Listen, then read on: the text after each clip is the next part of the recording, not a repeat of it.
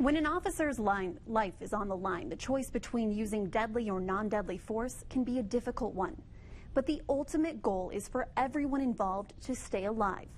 To make sure that happens, the Potter County Sheriff's Office is introducing deputies to a new Taser simulation training. This type of simulation has never been done before in the Panhandle. A couple of weeks ago, I was given a preview of the new training, and I even went through it myself to experience firsthand how stressful situations can impact decision-making and why experiencing that in training is crucial for a positive outcome in real life. Sergeant Brad Early is suiting up in Potter County's newest gear to portray an uncooperative suspect.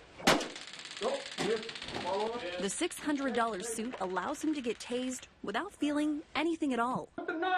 This week, he will encounter 76 deputies who must decide if and when is the right moment to use a taser before a situation escalates.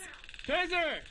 Almost every situation you can see a point in there where you could have gone less lethal versus lethal. Each deputy will go through 2 simulated scenarios with a partner, with the goal of one of them using a taser in each situation. My job is not to push it to make them or to force somebody to use lethal force. Mine is to ride that fine line where I try to get them to think of less lethal first, because we always want to try to save a life if we can. Previously, deputies only sat through a short class and then fired 2 taser cartridges at a paper target to complete their taser recertification course each year.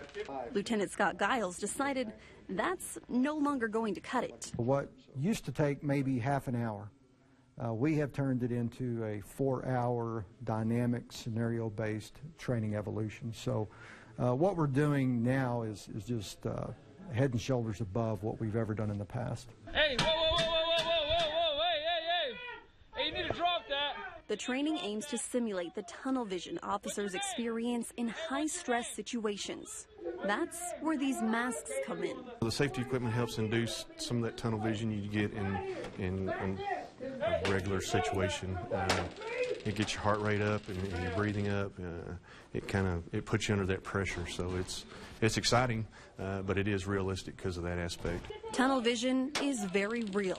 When I went through one of the scenarios, I didn't hear my partner tell me he was going non-lethal because I was too focused on the suspect in front of me. Lieutenant Giles says what I experienced is common and is also a problem. When we run scenario-based training like this, we frequently hear officers report after the fact experiencing those realistic physiological effects of stress. It's one of those things that you have to fight off and fight through and keep moving ahead. Lieutenant Giles says this training is especially crucial to new deputies who need to familiarize themselves with the way their bodies and minds react during a critical incident. We have a lot of inexperienced officers who are working on the streets, and they haven't seen a lot. We want to put them in these realistic scenarios in a training context so that when they get into these situations in real life, it's as if they've been there before. It's a tough decision you have, and there's no, here we can make mistakes and we can stop and restart. Out there, it evolves the way it evolves. And what we want, if that situation comes up, for the proper outcome to happen. But overall, above all, we want the officer to go home safe at night. Potter County will be training all this week and has invited area law enforcement agencies to watch and see if this program is something they want to implement into their training as well.